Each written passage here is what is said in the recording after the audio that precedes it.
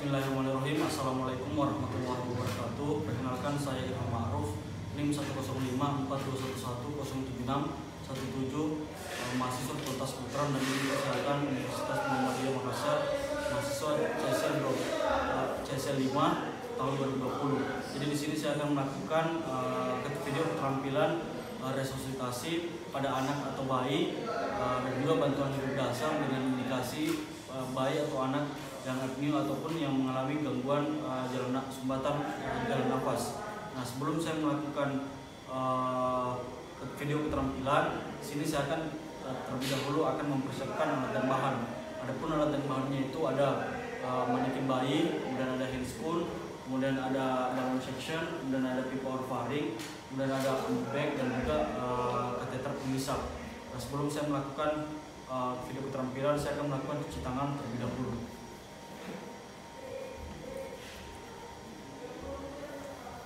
Kemudian memakai handspoon.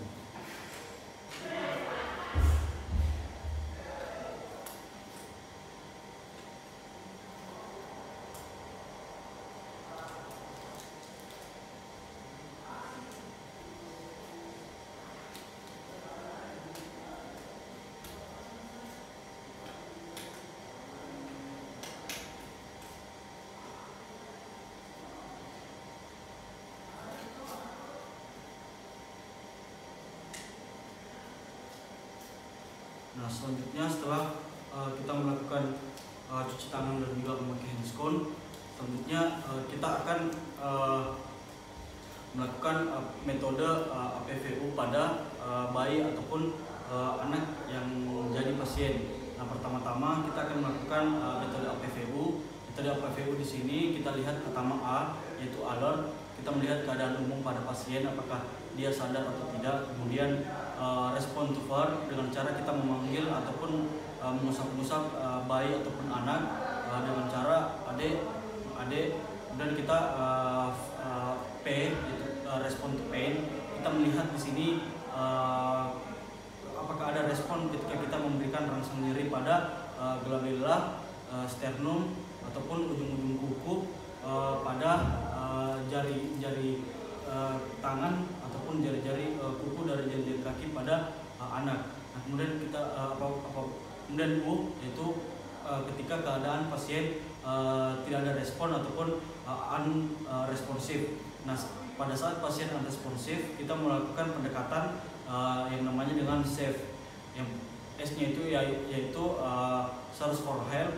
Di sini kita meminta bantuan pertolongan ke kerabat pada pasien, baik itu dari orang tua, ayah, ibu, paman ataupun tantenya ataupun kerabat-kerabat terdekat dari pasien. Kemudian kita bisa memanggil call center dan juga melakukan persiapan dan melakukan arahan yang akan diarahkan sama call center. Nah, kemudian kita juga bisa memberikan code blue yang menandakan bahwa pasien ini gawat darurat ataupun gawat daruratan di rumah sakit.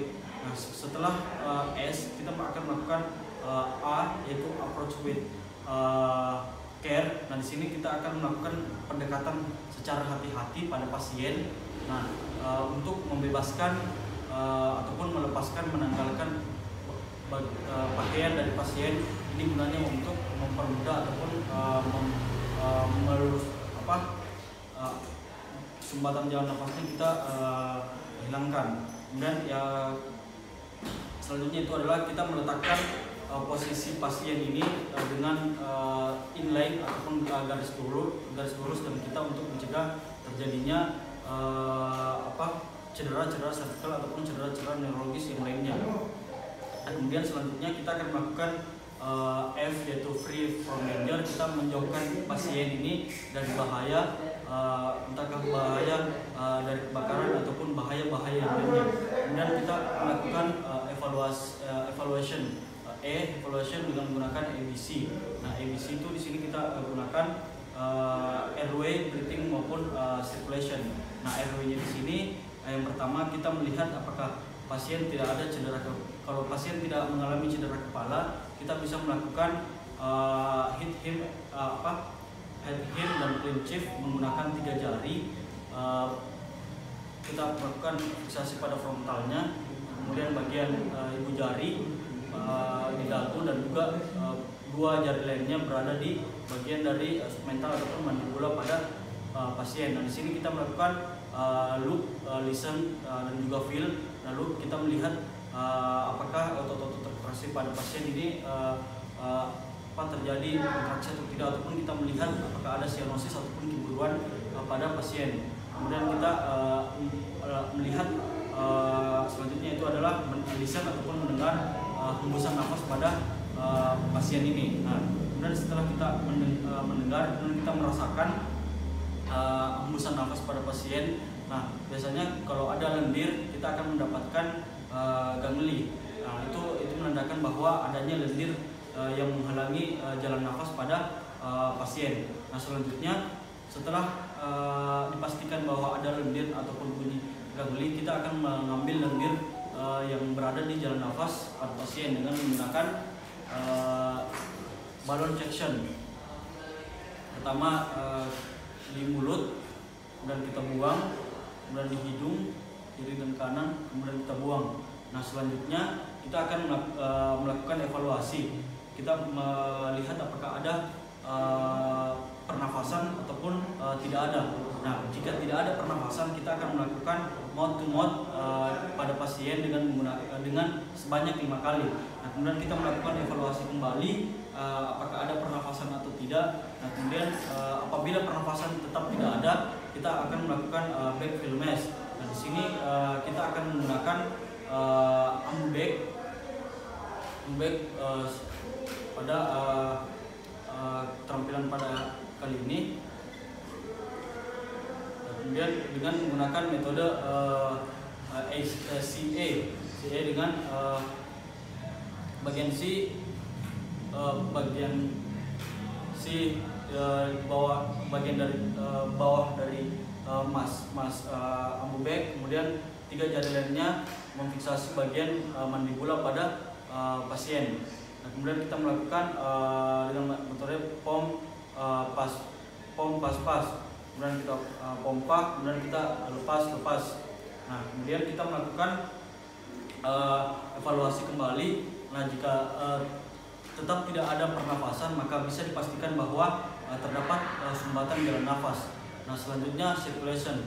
Kita bisa melihat merasakan sirkulasinya, yaitu jika pasiennya di bawah dari 1 tahun, kita mengecek di arteri brachialis dan ataupun arteri femoralis. Nah, kemudian apabila pasiennya lebih dari 1 tahun, kita bisa mengecek di arteri karotisnya.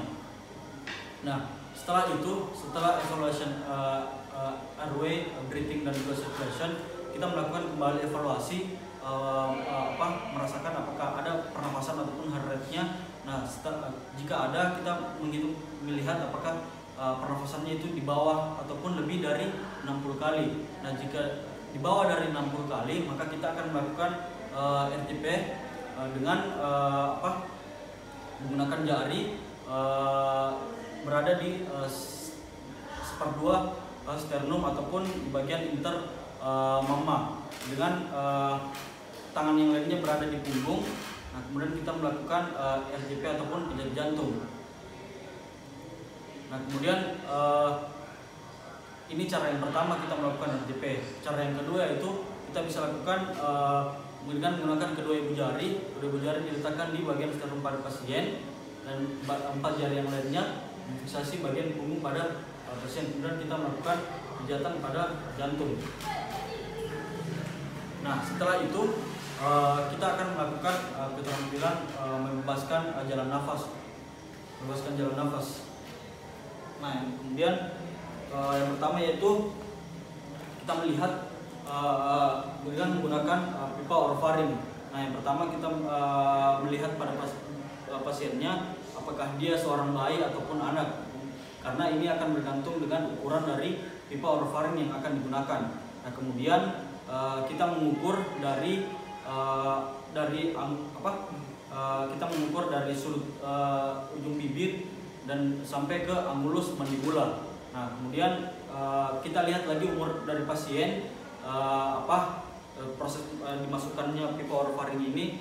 Nah, jika lebih jika kurang dari 8 tahun maka kita akan memasukkan didorong secara langsung ke mulut pada pasien. Tapi jika lebih dari 8 tahun kita akan melakukan rotasi manuver. Kemudian kita masukkan. Nah, setelah masuk ke dalam mulut kita akan melakukan rotasi manuver pada pipa orofaring. Nah, selanjutnya saya akan melakukan metode backflow. Nah, backflow di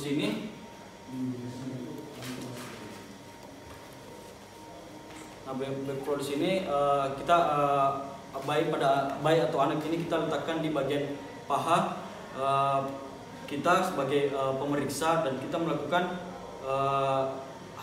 hentakan di bagian punggung daripada pasien sebanyak 5 kali. Nah, jika ini kita lakukan backflow dengan metode ini jika pasien kurang dari 2 tahun. Nah, kemudian kita bisa melakukan backflow pada bayi atau anak yang berumur lebih dari 2 tahun. Tapi kita melihat tinggi badan dari anak tersebut. Apabila dia pendek, kita bisa melakukan backflow dengan cara dia berlutut. Kemudian kita melakukan hentakan di bagian punggung pada anak. Tapi kalau dia tinggi, kita meminta anaknya untuk berdiri, kemudian kita melakukan backflow. Nah, kemudian jika pasien lebih, kemudian kita akan melakukan Heimlich manuver.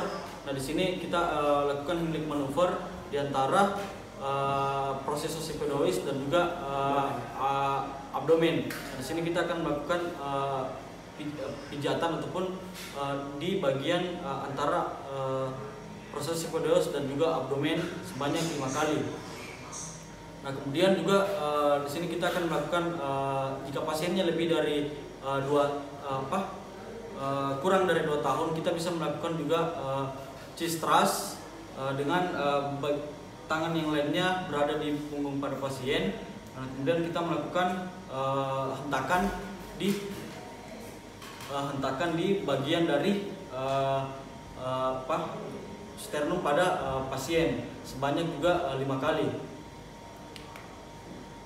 Nah, tapi kemudian itu semua kita lakukan jika pasien ataupun bayi atau anak berada di posisi dalam keadaan sadar. Tapi jika pasien bayi atau anaknya itu dalam keadaan tidak sadar, kita meletakkan bayi ataupun anak di posisi rata dan di posisi rata. Kemudian kita melakukan abdomen thrust di bagian abdomen pada pasien. Kita berikan hentakan sebanyak 5 kali juga. Nah, ini dilakukan jika pasien atau bayi atau anaknya tidak dalam keadaan sadar. Nah, sekian video keterampilan resusitasi pada bayi ataupun anak dan juga bantuan hidup dasar. Billahi fisabilillah, astagfirullahaladzim. Assalamualaikum warahmatullahi wabarakatuh.